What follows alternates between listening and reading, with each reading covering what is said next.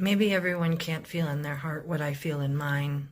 And finally, I get that it's because, we all live these different lives. And my world for the last 40 years has just revolved around Prince music. Music, my whole 54 years, but the last 40 around Prince music and just every single thing that he did since I saw Purple Rain. So when I come here to tell you that I experienced a clinical death on July 20th, 2010, I stood in the afterlife and I met the one we know as Prince Rogers Nelson. He told me many things about his identity. He expressed that he's the creator, that the Prince image that we saw was, they were clones and lookalikes that were used, that he had like this body, but he couldn't use it. He's like a soul man. Think about the song Boogeyman. I'm your boogeyman. And then our world is sold that there's a boogie man. He's in soul form. So he did show himself to me as Prince, but I also saw him change and in different ways. So to stand in the afterlife in 2010 and be meeting him, people will say, oh my gosh, but he wasn't dead yet, because that didn't happen until 2016. But there's a great big reason for that. I'm not here to talk about that life after death experience today, but I will probably travel in and out just to explain to you how I know all these things about Paisley Park. I still have to do research, don't get me wrong. I'm like Nancy Drew or Sherlock Holmes over here. Anyway, Paisley Park is just a front. It was explained to me that there were clones and lookalikes used because the MK Ultra practices of D1X, which if you think about the letters D1X, the X takes on the shape of a K and it spells the kid. So these human endurance practices, these torture practices, these heinous, I can't, they happened at Paisley Park. The music, if you go and you listen to it, segregate all the screaming. I have videos about it, but go listen to it yourself. You'll hear the screaming in an all new way, and it's why I don't listen anymore, because of what I was shown in the afterlife. So before I get into all that, because man, it's already hurting my stomach, I want to teach you about the investigation and its falseness. That way you can understand why they have taken the pains to cover up, why none of the investigative research that's available, the stuff that I've been reading for the last 5 years, a person who doesn't know anything about Paisley Park or the people that were involved in it, they won't be able to tell you. But like I said, it's my life. Aside from my family, my children, and God, of course, it was my whole life. I've been researching all things godly for 30 years and been looking and watching and paying attention to Prince since I was 13. So it's been like 41 years almost now. So again, that makes me an expert. And if you needed a surgeon, God forbid, cardiovascular guy, you're going to go for somebody that's been reading the papers, the television, skagazines, or you're going to come to somebody whose life and soul and purpose is wrapped up in the truth. Because that's me. And that's what I'm here to share. Here's Paisley Park on April 21st from the investigative photos. You can see it's very dark and dreary, and there's no plants or flowers or statues. Nobody cared for the place. It's springtime, oh yes, it's springtime. This is after. Of course, it's all gorgeous and being sold as a lovely museum and a place that Prince wanted to share with the world. The purple lights, the pyramid, it's all meant to be very intriguing, and it is. The reason I was chosen to share all this stuff is because the Creator, He makes each and every one of us. He didn't just make us unite sperm and an egg and then walk away. We're constantly being supervised and loved and watched and guided, and it's our job to pay attention, because that's what we promised to do in in the land before time, in the time before time, and Kedem.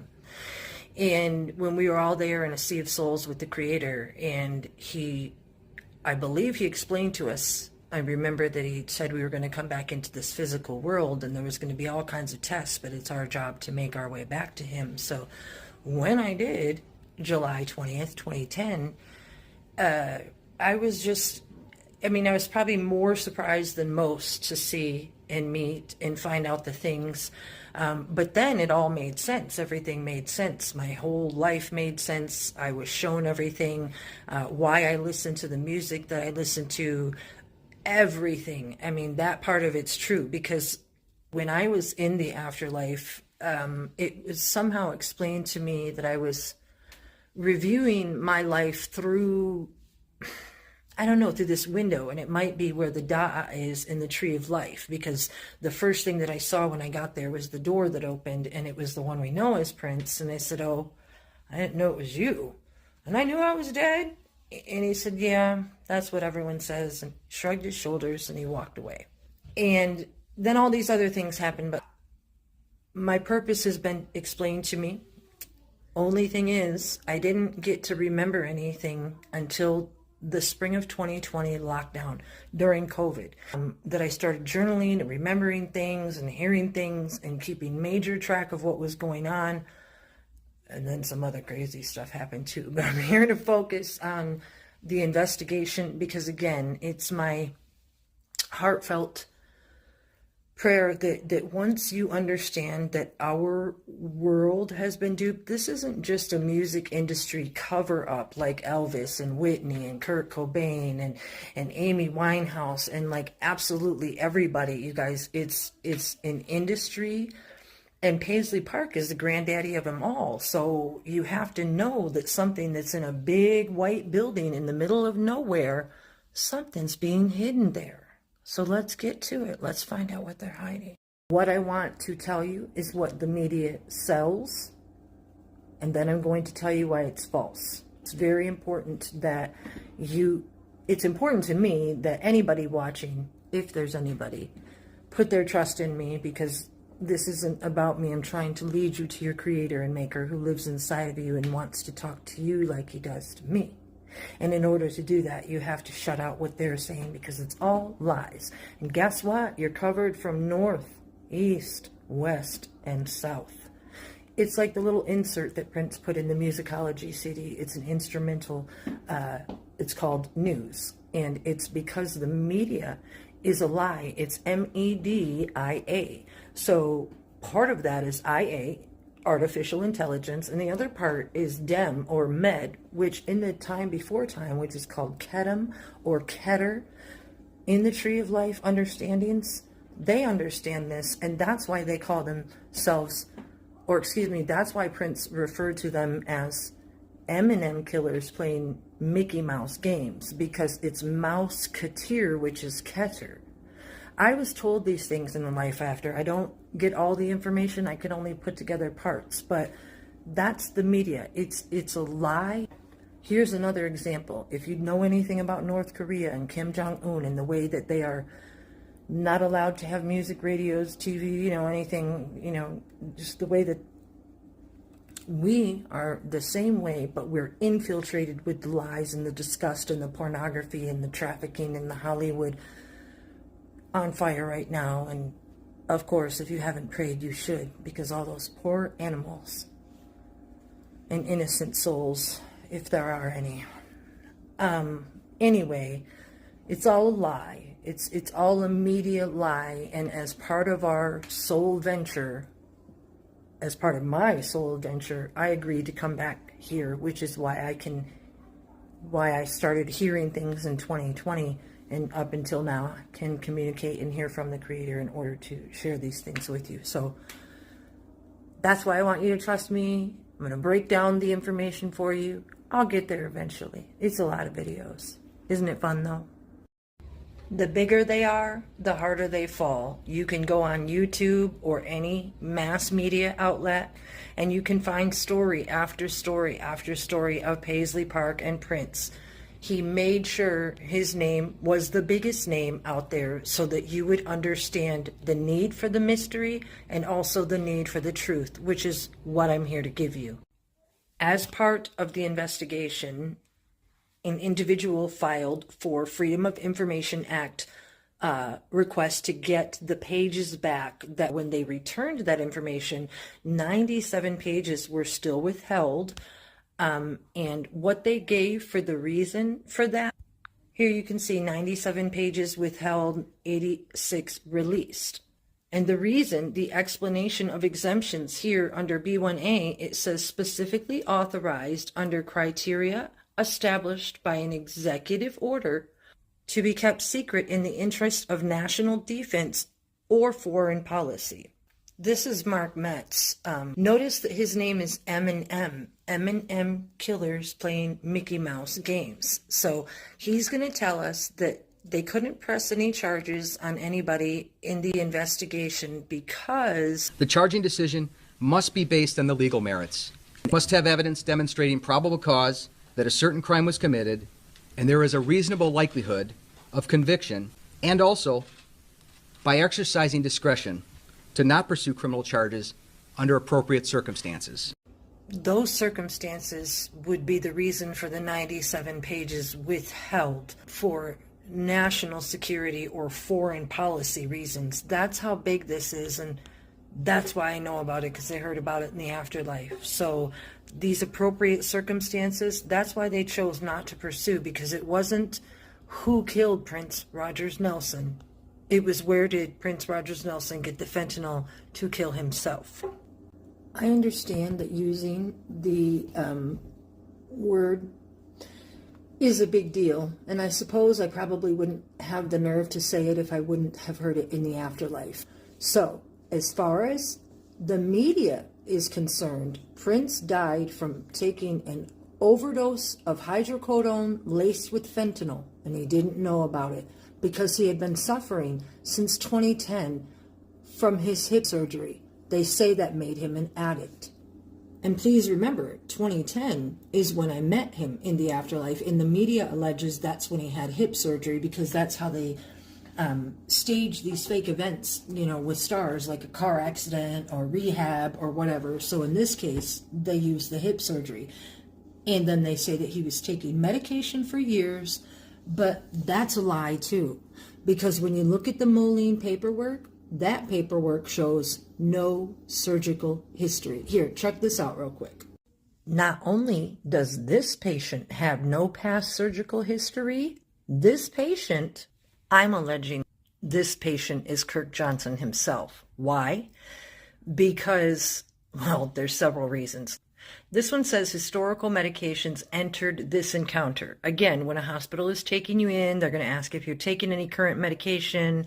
And here, the hospital has entered oxycodone, acetaminophen, which is Percocet, under this patient's name. So what do we know about Kirk Johnson? We know that he ascertained the Percocet from Dr. Schulenberg, and that Dr. Schulenberg put it in Prince's name. However, when this patient was being checked into the hospital, unless this patient was being checked in as Prince Rogers Nelson or Prince Nelson or Nelson Prince, they put the Percocet as his prescription. This portion of the paperwork says that the patient is 5 feet 4 inches tall and 117 pounds. And underneath that, it says he appears well-developed and well-nourished. Everybody knows that Prince Rogers Nelson was 5'2". Not only that, do you think 5 days, 6 days before the April 21st death that he appeared well-developed and well-nourished? Who are we really talking about here? Kirk, Old Man Johnson's farm. Now that you have cause to question everything the media says, let's talk about the fentanyl. Even the Midwest Medical Examiner's Office said the cause of death, the decedent self-administered fentanyl. That's not an accidental overdose. Now also, Mark Metz seconded that notion. Prince did not die from a Vicodin or Percocet overdose. The toxicology report is clear that Prince died from an overdose of fentanyl. When the detectives were talking to the Black Widow, Judith Hill, I think that's what she entitled her new book or album or something like that. Probably has something to do with the fact she was present at Michael Jackson's camp and Prince's when they died. So imagine that. Anyway, she looks like both a boy and a girl. And as I've said before, I believe she was playing one of the lookalike. When she was asked about the fentanyl and about how she thought Prince got it, they weren't talking about pills. This is what she had to say.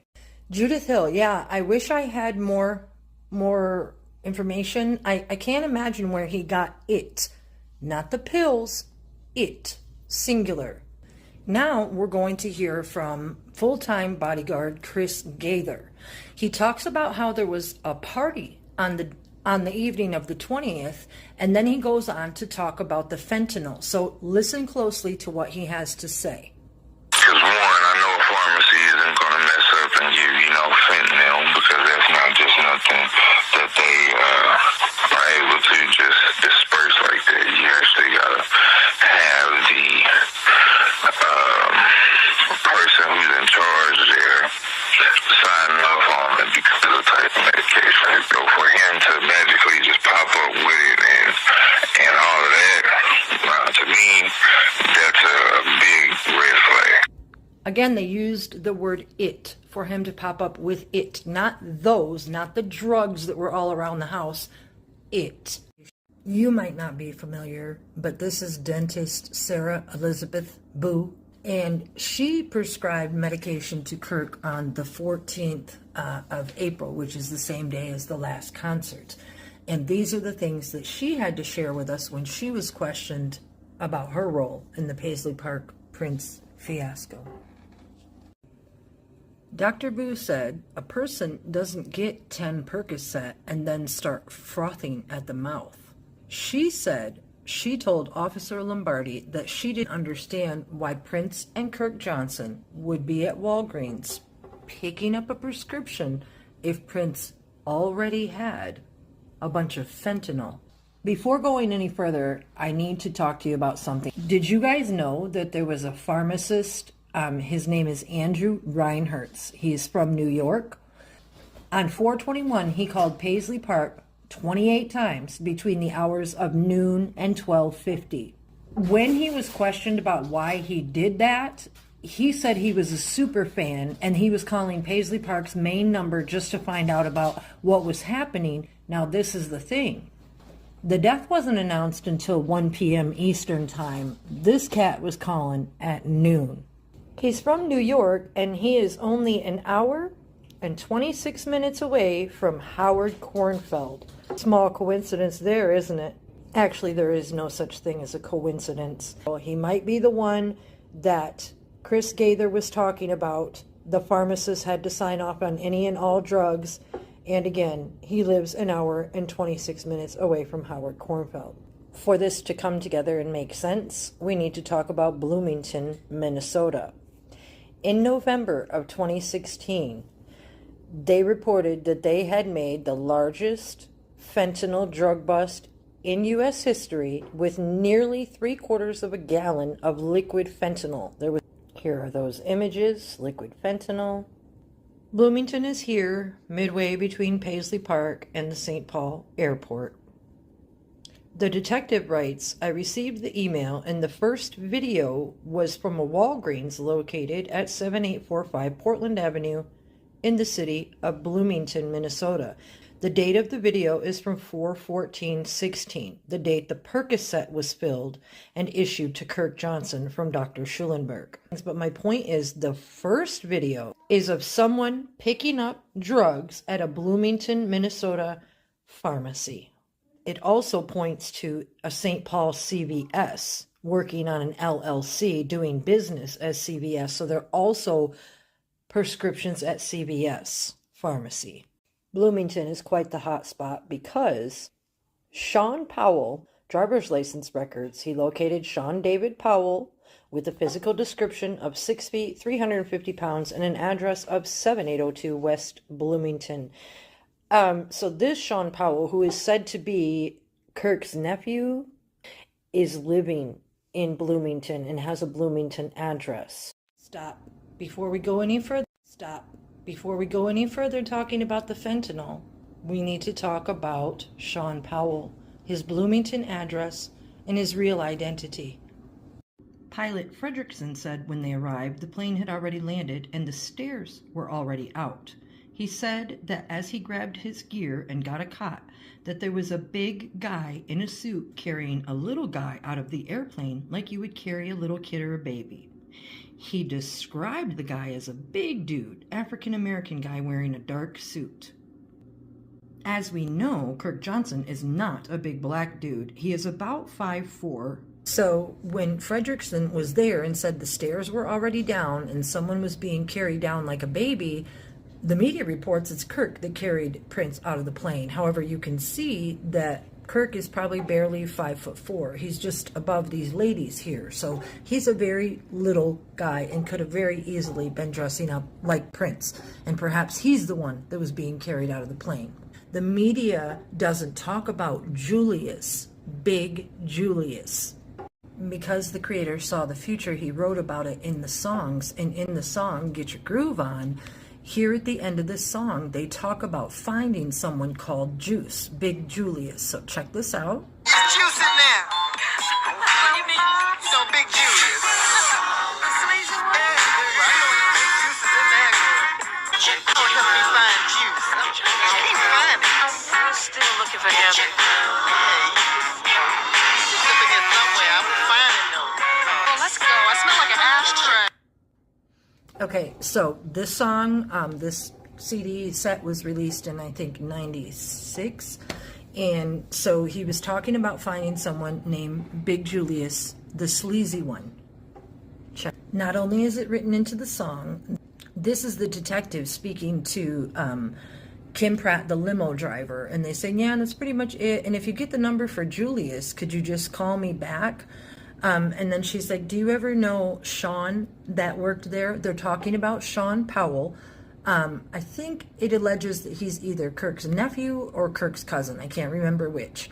If you get the number for Julius, could you call me back? And if, or if I'm not here, you can certainly leave a message too. But did you ever know Sure. Sean that worked security there? Yes, I met Sean. Yep. Do you know anything about him? No. Okay. A lot of these people I just knew. I mean, he worked with. I mean, it was such a big empire, for lack of a better word. It was really hard to get to know people. What we want to remember here is that Fredrickson, the witness in Moline, said that they witnessed a big black guy in a dark suit carrying Prince out of the plane like you would a baby. When the officer pulls Sean Powell's description, it says that he's 6 foot 300 pounds and lives in Bloomington. Driver's license records, he located Sean David Powell with a physical description of 6 feet 350 pounds and an address of 7802 West Bloomington. Here, as part of the investigation, they're following up on information regarding Sean Powell, and he is described as one of the security guards and a bigger black male at 300 pounds. Not only that, but on 6/9/2017, a full year after the death investigation, Chanhassen deputies responded to a house. I wrote in Bloomington. It can't be confirmed because it's blacked out, but it said they responded to a house to meet with a resident who stated she recently purchased the home and located several prescription medications inside of the residence, which she believed could be associated with Prince's death. It says the 3 bottles of medication that they obtained, believed to be Sean David Powell, believed to be Kirk Johnson's nephew and an alleged bodyguard for Prince. So we are talking about Big Julius. Now remember, Judith Hill said she didn't know where he got it when she was referring to the fentanyl. Chris Gaither said he didn't know where he got it, and he referenced the pharmacist. Sarah Boo said she didn't understand why Kirk and Prince were picking up drugs on the 14th if they already had a bunch of fentanyl. The pharmacy that was used to pick up drugs on the 14th is in Bloomington. These are both CCTV images. However, I believe this image here is the smaller Kirk Johnson, and the one that you see on the other is the bigger Sean Powell. You can see that he's way broader, and you can tell that he's just way bigger, you guys. This is craziness. You have to remember, when this starts to sound crazy, it's death investigations plural. Not only does it say Prince Nelson, not Prince Rogers Nelson. And I understand we haven't gotten to the actual self-induced fentanyl yet, because that actually happened. Well, I'm suggesting, from memory and from piecing the investigation together, and because the creator, he had told me, you'll know when it happens. And when the plane went down in Moline, there was a bunch of stuff that happened after that would lead to a body being rigged, and Judith Hill's testimony, and Hannah and Josh and Kirk and the flight attendants. It's all completely contradictory. So a lot of the medical notes are contradictory. For instance, this one says, upon our arrival, CPR in progress. But the very next line says, patient's limbs are stiff. Patient limbs are stiff, arms bent, and unable to straighten. That is some serious rigor mortis. And that's why Jim Olsen said, when the reporter asked how long he had been in the elevator, he said it had not been in the first minutes before first responders arrived. That was his way of answering the question and not addressing the rigor mortis. What kind of answer is that? It also says CPR stopped because of rigor mortis, which is just absolutely silly, because the next thing it says that he had vomit in his mouth. So who gets CPR with vomit in their mouth? Anybody you know? Showed Prince had vomit in his airway. So you can't give somebody CPR mouth to mouth if they have vomit in their airway. There's no way CPR happened in that situation. The other thing that you need to know is it says that the leads, the heart leads, were applied, and the flat line was confirmed. Super important, because it says med control contacted and time of death confirmed at 10:07. So he didn't die at 10:07 in that way. They just confirmed by calling the poison system, and confirmed the death with the flat line. This rigged body was warm. Let's find out why. Now get this. Chief Johnson said the position Prince was in was after they were doing CPR. They attempted CPR, which we've already established there was no CPR because there was vomit in the throat. Here it says Chief Johnson said the only reason he moved the body was because it felt warm. He said he did not remember a rug, but it could have been there when he pulled Prince out. You guys, the body is infamously positioned on a rug, and if the Chief Johnson doesn't remember a rug being there, Chief Johnson did not remember a rug. That means he was put there. Now don't forget, the body is rigged. It takes between 4 to 6 hours minimum for a body to rigor. And Johnson said that he pulled the body out of the elevator because it felt warm. And here it goes on to say that stopped CPR because his body was rigged and he doesn't remember a rug. Chief Johnson did not remember a rug, and that should go to tell you that everything is just a stage in this death investigation. And then they went on to say that the thermostat was set to 75 degrees. Prince's face, while rigged, appeared moist, and there were space heaters all around in different rooms which were turned on, so they were obviously trying to warm up a frozen, rigged body. So when you're going through the evidence photos, you can see space heater here, another space heater here, and another small one down here. Now, because most carbon monoxide exposure happens in the winter, these unvented space heaters, they can cause toxic fumes to go into the room, and that is the reason I believe that Chief Johnson said that he wanted to go into the basement at Paisley Park and check the carbon monoxide levels, because they wanted to figure out if he died that way, if he committed suicide that way since the body was rigged. Check out what he said about going in the basement. Johnson wanted to rule out the possibility of there being dangerous levels of carbon dioxide in the building. They didn't say Paisley Park, they said the building, and I will explain that later. Chief Johnson, with a misspell, said one of his firefighters had used a monitor and advised that the carbon dioxide in the building were safe. He said he wanted to check the carbon dioxide levels in the parking garage. Let's find out about the lower level elevator. Here, Lieutenant Kittleson is talking about observing prints on the floor when he entered the building. He doesn't say anything about it being on a rug. He said on the floor. I entered the building, not Paisley Park. The body was lying in front of the elevator door on the ground floor. Now, I know a lot of people call the first floor the ground floor, but some people refer to the basement as that as well. And then it goes on to say this elevator is about 40 feet south of the front door from the building. There is a stairway leading up to the second floor, and the elevator is tucked under this stairway. They're not talking about the main stairway that we see on all the images in the media. They're talking about the back stairway on the west side of the building. So there's one investigation that focuses on the front door over here. I believe this is the northeast side. And over here with the other yellow, this is the west side, what they refer to as the west side. So in multiple entries and multiple elevators.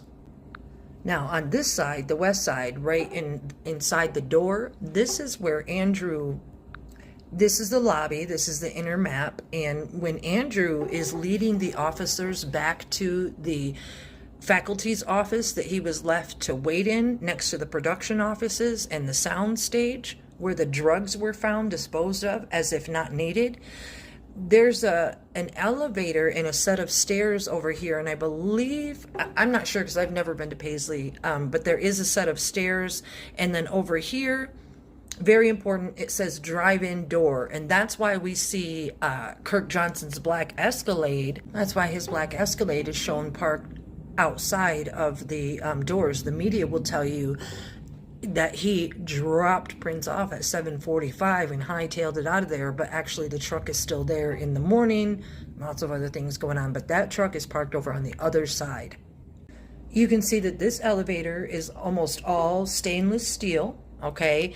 And look at the housing thing for the elevator buttons, that it comes off like a coffee cup handle. It's off, and it's all stainless steel. So that's one elevator. Of course, the media blasts us with this image where Prince's body was recovered. See how it's all this like pinky color.